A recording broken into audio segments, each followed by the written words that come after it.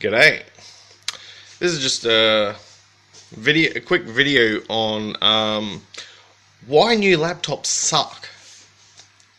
Now, what we've got in front of us here are two completely different laptops. They're a completely different class.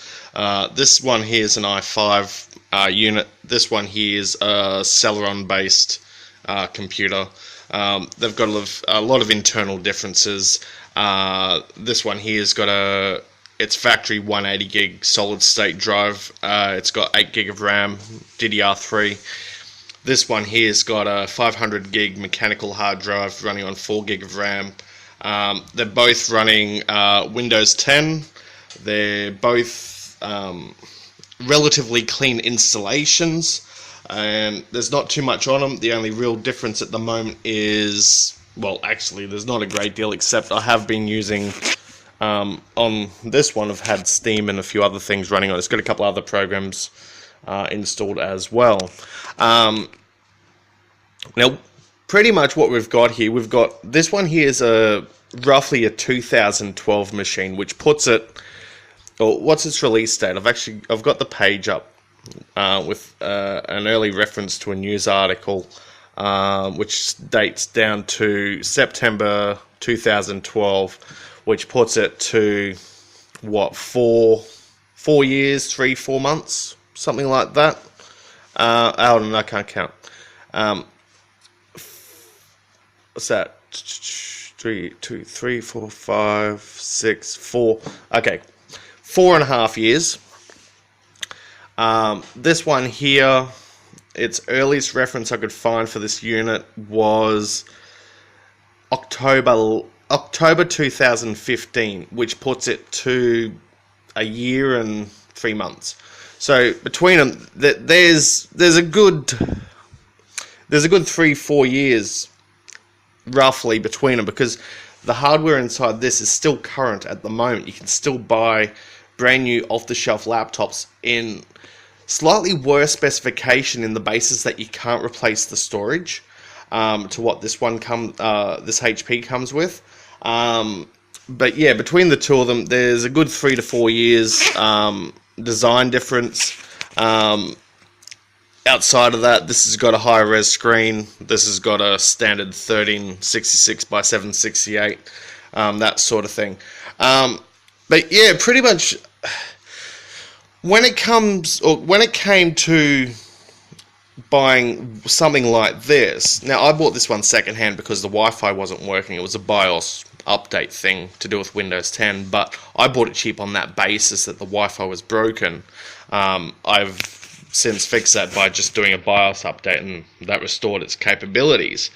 But this unit, brand new, you were looking approximately $350 to $400 on this base configuration, which is a Celeron processor running at 1.6 gigahertz, 4 gig of RAM, running. When it came out with Windows 8.1. It's now upgraded to Windows 10, which is generally more efficient than Windows 8 for general running operations. This unit here, which is, considerably older, this one's running an Intel i5 processor. Sorry about the flicker, that's to do with the fact that this is using a pulse width modulated LED backlight. And it's running a bit dimmer than full brightness. Yeah, this is running a 2.8 gigahertz i5 with 8 gig of RAM. Now, to buy this one here, at the same time that this one was available, brand new, this one would have been actually cheaper. In fact, when I purchased this unit, I bought it off eBay secondhand for a bit over $300, which for a secondhand laptop is a lot of money, but it comes with everything that you actually want. It's got USB 3, it's got Ethernet, it's got a DVD drive, it's got decent sound system, a really good sound system in it. For what is considered a business class laptop. It's got your fingerprint and all that sort of stuff. And this wasn't a low spec version of this laptop. It was actually pretty high in the mid range. I think there was an i7 version above this, but otherwise it's it's running a Quadro graphics card, which is perfect for people who use CAD work and that sort of thing. But the biggest thing with these, considering that they're the better part of 3 or so years apart, I mean, that's kind of at a minimum, that just having a Firefox open with a video ready to play, this here is currently sitting at around about, say, 10% CPU usage. If I come over to this one here, we're sitting or averaging between 15 and 20%. And the worst, it gets worse once oh, there you go, it's pegged a bit at 25. Now if I start playing a video, I've got to be careful here. I need to turn the sound down, otherwise we're going to have copyright dramas. So if I started playing this video here, now these are all streaming off Wi-Fi. All of a sudden I'm looking at a CPU that's getting pretty close to pegging at high, like maximum usage. I mean, it's at 85% now, and sort of hovering around that area. If I had another tab open with a video queued up ready to go, because I do like to have one video ready to play when the other one's nearly finished from just listening to music, because gaps suck. You're using all the internet. Yeah, and when I do the same thing on this machine over here, oh, hold on. Let's mute that so we don't get copyright strikes. Now, on this machine, we're doing the same deal, and our process is barely hitting, 10. We'll see if it goes any higher, but it's not doing too much. It's just kind of chilling there.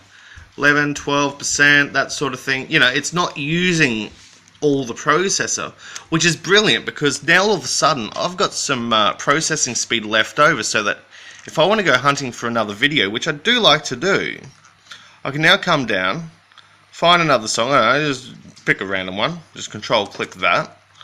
I can then come up to the next tab, and meanwhile let's keep this in check.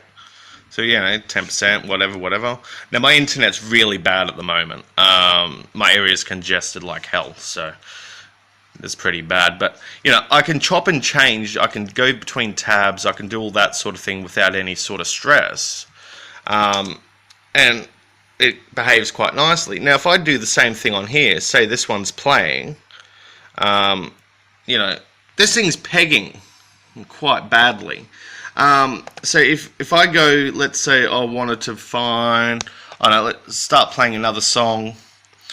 Now I need to catch this before it actually starts playing, but because there's a delay in things, even after the buffer comes through and everything else, I need to catch down here right as it changes and then goes pause, and it doesn't always get it because it stutters, and sometimes it'll actually just keep playing anyway. Go back to here, and even 2 tabs up, so my phone's just not doing the refocus thing as quickly as it should be.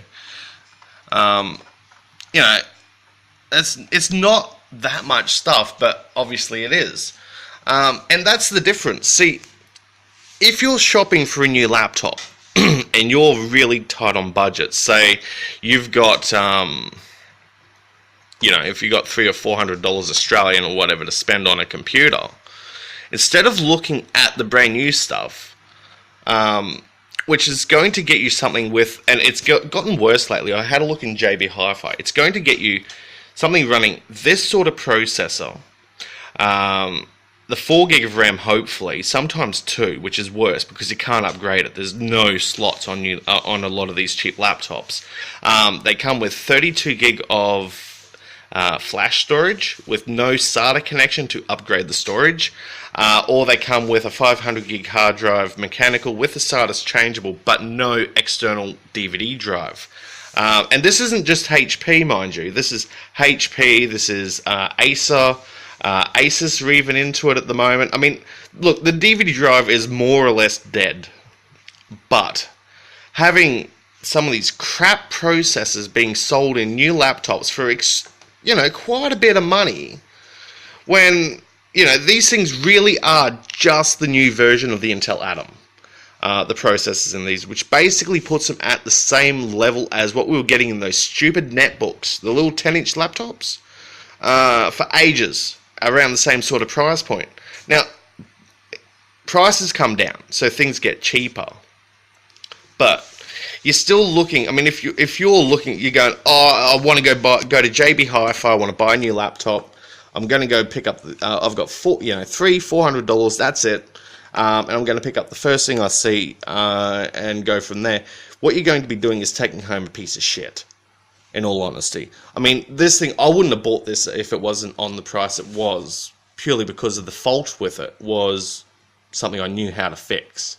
I mean, I only paid a bit over $150 for it secondhand, and it's worth that for the screen if I ever needed the screen to fix something. But yeah, where for the same sort of money, if you're not an impulse buyer and you're willing to investigate a little bit, you could buy something like this, which is 2 or 3 generations old. The processing capabilities haven't gotten that much better in the last 3 or 4 years. They have gotten better power-wise, as in if you're running on battery power, it'll last a bit longer if the battery was fresh and that sort of thing. But there isn't that much benefit going to, there isn't that much loss sticking with a couple of generations old as far as your processor is concerned. Because, I mean, this thing's running an i5, it's, it's quite a few years old. It's cheaper to buy this unit secondhand and working, fully kitted out, than it is to buy this piece of shit here, which isn't going to cut anything better than a bit of word processing and even struggles with YouTube under Firefox. And probably just as bad under Chrome, I'm not sure.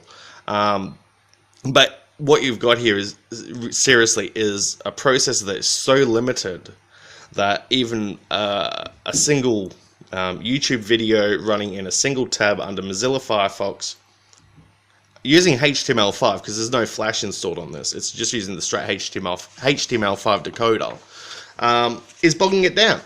And it gets pretty close to pegging it at 100%. And if I'm streaming Bluetooth from this thing here to an amplifier which is nearby, once that processor pegs at 100%, the Bluetooth stutters, which means you don't get flawless audio. You've got issues with loading new tabs. You've got to be careful with that sort of thing. It's just horrible. What I would do if you're looking at a new computer, I would go look at your budget, or have a hunt around JB Hi-Fi or Harvey Norman or your local, or if you're in another country, say Best Buy, whatever, I don't know. Have a look at what they've got on the shelf within roughly what your budget is, then go shopping secondhand and see what you can find. There's a good chance you'll find a really good unit, a couple of years older, that's got a decent processor, upgradability, and the performance that's going to kick the shit out of this forever. I mean, this doesn't need any upgrades, and it's always going to beat this regardless of what I do to it. It's going to flog the shit out of it, except maybe on battery life, but even that's negotiable because this supports an extended battery, and even buying replacement batteries for it brand new is still possible. This runs a standard battery that comes with it, and it's good for 2.5 hours, 3 hours. Probably closer to 2 hours when you're pushing YouTube and stuff, because it does peg the processor pretty high. This one here gets me on its battery, which is the age of the machine. It still gets a good 2 to 3 hours as it sits. And new batteries are easy to come by. But yeah, so cheap laptops suck balls. They really do. There's no upgradability. They're rarely fixable. They're at a point where if you were to break them, you wouldn't fix them anyway. They cost more than it's worth. And they'd probably piss you off long before you actually destroy it, that you'd want to destroy it. So, frustrating as hell. Awesome. Anyway, that's it. Have a good one.